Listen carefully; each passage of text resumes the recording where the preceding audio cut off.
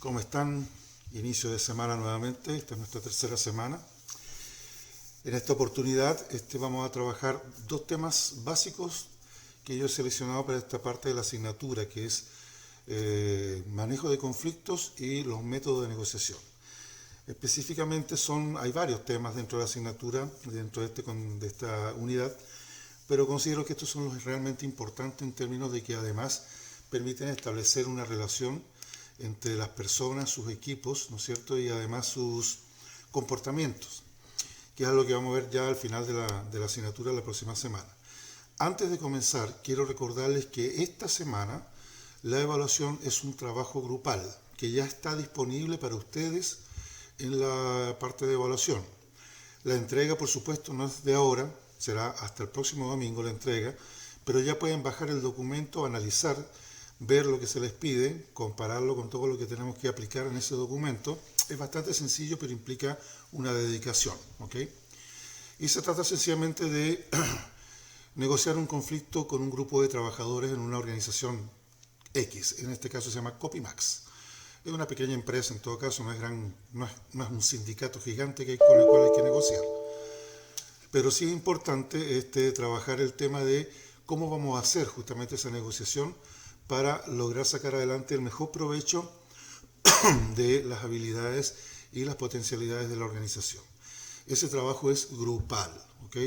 Mínimo 3, máximo 5 personas. Y les voy a pedir encarecidamente que lo hagan en grupo porque no puedo revisar 50 trabajos en un periodo tan corto como tenemos para poder entregarles sus notas. Así que por favor, grupal, de esa manera establecemos un punto de control clarito para poderlo revisar rápido y sacar adelante la nota que corresponde, ¿ok? Insisto, hagan ese trabajo grupal. Ya pueden empezar a revisarlo. La primera parte que vamos a ver es el tema de los conflictos. Si bien es cierto, un conflicto la palabra suena fea, ¿no es cierto? Un conflicto armado, ¿no? Un conflicto, ¿cómo se llama esto? Familiar, un conflicto laboral. La palabra conflicto solamente significa diferencias de opiniones, diferencias de intenciones, ¿ok? Diferencias de maneras de hacer las cosas. Eso es un conflicto. Por lo tanto, una de las primeras cosas que hay que tomar en cuenta cuando hablamos de conflicto es que la palabra conflicto no implica una pelea, ¿ok? Sencillamente implica lo que les estoy comentando, que tiene que ver con algo que se puede mejorar en la misma medida en que somos capaces de, eso justamente, de trabajar y manejar ese conflicto para lograr un resultado positivo. En algún momento en las primeras clases creo que les comenté que antes los conflictos debían ser evitados, en los años del siglo XIX, conflictos evitados, ¿ok? Y después fueron, vamos a decir, tolerados, y en la actualidad se los considera como que es parte de la vida nada más, ¿ok? Y es así, los conflictos son a diario, nosotros tenemos conflictos permanentemente, y esos conflictos nos ayudan justamente a trabajar la relación diaria. Todos ustedes tienen conflictos a diario, lo que pasa es que algunos son muy pequeñitos y no los notamos. Pero la simple pregunta de si quieres el café con leche o sin leche o con 2 de azúcar o 1 de azúcar ya es la posibilidad de que haya un pequeño conflicto. Hay que tomar una decisión, ¿ok? Hay que de alguna manera negociarlo. Lo que ocurre es que muchos de esos conflictos se resuelven en la vida diaria por la sencilla razón de que tenemos una relación con las personas que nos permiten negociar rápidamente y sin ningún tipo de afectación a los demás. Lo importante también ahora es entender que los conflictos deben ser logrados en términos de que su resolución no dañe la relación, sino que todo lo contrario, la mantenga viva, ¿ok? Y por sobre todas las cosas logren que se puedan seguir negociando en futuras oportunidades si es que vuelve a haber más conflictos. Tipos de conflictos hay muchos, ¿ok? Así que no vamos a dedicarnos a hablar de los tipos de conflictos, sino que vamos a hablar más bien de cómo se reconocen las etapas del conflicto, ¿ok? Y eso ustedes lo van a poder ver en una de las PPT que está ahí para detallar el contenido de cada una de las etapas, pero se las voy a nombrar. La primera etapa es la oposición o incompatibilidad potencial, que sencillamente es cuando percibimos que pudiera haber un conflicto por algún motivo. O sea, que hay algo que en el aire nos dice, aquí como que las cosas no están claras, aquí como que puede haber algún tipo de diferencia, y esa diferencia pudiera ser importante, por lo tanto hay que trabajarla desde ya. Recomendación, si se sienten en esa situación, de una vez a trabajar el conflicto, no dejar que escale, eso es lo más importante. Cuando ya el conflicto comienza a escalar, entonces empiezan a aparecer la etapa 2, que sería la personalización, que es cuando las partes personalizan en sí mismas, ¿no es cierto?, la forma en que el conflicto los afecta, y empiezan a poner su parte emocional a trabajar en este conflicto, de tal manera que ya la cosa está más complicada, ¿no? Es lo que a mí me duele, es lo que a mí me molesta, es lo que no quiero, ¿ok? Entonces las partes comienzan a trabajarlo desde esa manera. Ahí ya la negociación se hace un poquito más compleja. Después, cuando al final, no al final, sino que con la etapa siguiente, la etapa de las intenciones, es cuando las personas ya declaran definitivamente qué es lo que realmente esperan como resolución, y empieza a haber una negociación ya un poco más compleja en términos de que tenemos que lograr sacar adelante lo que las dos partes quieren, buscando siempre esa relación ganar-ganar. Entonces, si llegamos hasta ahí, hasta la parte de las intenciones, ¿no es cierto?, ya tenemos que sentarnos a negociar con cuidado. Durante ese periodo viene una cuarta etapa, que es el comportamiento, que es cuando las personas realmente muestran su comportamiento ante la situación que los afecta de alguna manera. O sea, ya no es solo lo que quiero, sino además lo que exijo, lo que necesito, aquello que realmente me interesa y lo voy a defender a capa y espada, ¿ok?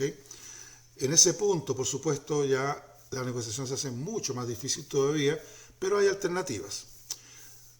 Pensando en que ya pasamos esa parte de ahí, nos vamos a una quinta etapa, que son los resultados, y en esa parte lo que hace es justamente analizar las alternativas de haber concluido la negociación y por lo tanto haber resuelto el conflicto. Pero esos resultados tienen que estar de acuerdo en que las partes se sientan satisfechas, o al menos medianamente satisfechas, y al menos dispuestas a seguir negociando si es que es necesario volver a retomar la situación. Seguramente que ustedes más de una vez en lo personal se han encontrado con cosas como esa, en donde resuelven situaciones que quedan pendientes, algunos pequeños detalles para más adelante, y existe una especie como de compromiso de que se va a hacer, ¿ok?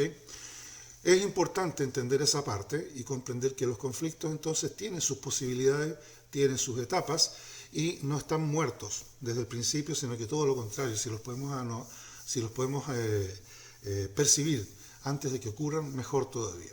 El trabajo que ustedes van a hacer tiene que ver con un conflicto que ya está personalizado, está en etapa 2, ¿ok? Definitivamente ya la situación no fue percibida anteriormente, sino que ¡pum!, apareció directamente en una etapa 2, y están en un proceso de que tienen que negociar a través de la personalización, entendiendo que hay una personalización, y tienen que negociar entonces en función de las intenciones. No es difícil, pero tiene su sentido, ¿ok? En la segunda parte vamos a hablar sobre el método de negociación de Harvard. Este método fue creado en la Facultad de Leyes por Roger Fisher en Harvard, justamente, ¿ok? Y básicamente se ha empleado en su mayor magnitud, por así decirlo, por su impacto, en negociaciones de alto nivel en cuestiones internacionales, en cuestiones diplomáticas. Se aplicó mucho, cuando se estableció la guerra entre Palestina e Israel, ya en los años 50, por allá, hace mucho tiempo ya, y a partir de ahí se empezaban a hacer negociaciones que tuvieran la posibilidad de hacer que esos dos países estuvieran más cercanos, entendiendo que además tenían orígenes comunes, pero son de ideologías y de tendencias religiosas distintas. Ustedes conocen lo que ocurre allá, saben muy bien, y si no lo conocen, estudien un poquito. Israel y Palestina se lo han pasado en guerra ya de los últimos 70 años aproximadamente. El método de Harvard lo que hace es preparar a las personas para hacer negociaciones de alto nivel, pensando en que no necesariamente vas a ganar todo lo que pides, pero sí puedes lograr que la negociación de hoy sirva para seguir negociando mañana y mantener la relación viva. Es algo que les comentaba recién en términos de lo que es el conflicto. Una cosa importante en los conflictos es justamente lograr que la relación no se pierda, que se pueda seguir adelante, ¿ok? Hay una presentación ahí que es bastante larga, le explica todo el método de Harvard paso a paso. Van a tener que leerla, por supuesto, para poder entender un poquito más de qué se trata. No les puedo explicar todo ni en este video, ni en una clase siquiera. ¿Okay? Pero el método de Harvard se basa en 4 principios. ¿Okay? Primero, en la gente, que es decir, separar a las personas del problema. O sea, las personas tienen sus emociones y el problema es una cosa aparte. Cuando la persona empieza a cuando empezamos a relacionar a la persona y su intención emocional con lo que ocurre, entonces empezamos a tener un sesgo con respecto a lo que está ocurriendo y no vemos una alternativa concreta para poder conversar con esta persona. Recuerden que todo esto es un ejercicio de conversación. Así que una de las cosas importantes es eso, enfocarse en la gente y tener cuidado con separar el problema de las personas. La otra cosa es los intereses. ¿Okay? ¿Cuáles son los verdaderos intereses de la contraparte? Eso es lo que tenemos que identificar cuando hablamos del método de Harvard y en cualquier negociación. En el caso que ustedes van a resolver, hay intereses muy claros. ¿Okay? Así que pueden claramente ahí definir esa parte aplicando el método de Harvard. Y luego son las opciones. ¿Cuáles son las posibles opciones para solucionar ese conflicto en términos de negociar algo que sea ganador para todos? ¿Okay? Y eso es muy importante. El beneficio es para todos. ¿Okay? Aquí lo que propone el método en este principio, en este tercer principio, es busque alternativas. Busque muchas alternativas. Todas aquellas que puedan ustedes ofrecer de manera satisfactoria para la contraparte y que no lo vayan a comprometer a ustedes a ofrecer algo que no se puede entregar. Muy importante esa parte. Debe ser legítimo la oferta. ¿Okay? Y la otra de los criterios que tiene que ver con los resultados y se basa en algún estándar objetivo. O sea, de alguna manera no puede ser un resultado o una oferta de algo totalmente alejado de lo que se pretende dentro del entorno en el cual está ocurriendo el conflicto. ¿Okay? Por ejemplo, yo no le puedo ofrecer a Israel o Palestina, que luchan por sus territorios básicamente, ¿okay? Que bueno, vamos a hacer una cosa, le vamos a dar territorio a los dos países, pero en África, por así decirlo. ¿Okay? En el pleno centro de África hay un pedacito de un país que está dispuesto a repartirse en 2 pedacitos. Nada que ver. ¿Okay? Aunque se trata de territorio, no es lo que esperan esos países. O sea, no hay un criterio estándar en función de lo que se quiere lograr. Y además, en algunos casos como esta guerra Israel-Palestina, ¿okay? Tiene que ver también con la fe, con la religión. Entonces no es tan fácil tampoco resolver un conflicto territorial basándonos teniendo en cuenta o considerando el hecho de la religión de ambos pueblos. Son totalmente distintos en eso y son muy, muy creyentes y, cuidadosos de su fe. Por lo tanto, es bastante complejo el tema ahí. Pero sin embargo, se han logrado negociaciones. En todo caso, si ustedes estudian un poquito, las negociaciones entre Israel y Palestina fueron bruscamente rotas cuando asesinaron a uno de sus ministros que había dado ya un paso para entregarle un poquito más de tranquilidad a la zona a partir de ceder parte de Israel, o por lo menos tranquilizar parte de Israel para que los palestinos también pudieran aprovechar esa zona. Esto lo pueden revisar en la historia, es bastante complejo. ¿Okay? Pero el hecho concreto es que existe el método y no se usa solamente, por supuesto, para cuestiones diplomáticas. Se usa también cuando hablamos de negociaciones sindicales. Lo que pasa es que se ha ido adaptando en el tiempo para distintos entornos y eso permite justamente generar algunas visiones especiales al respecto.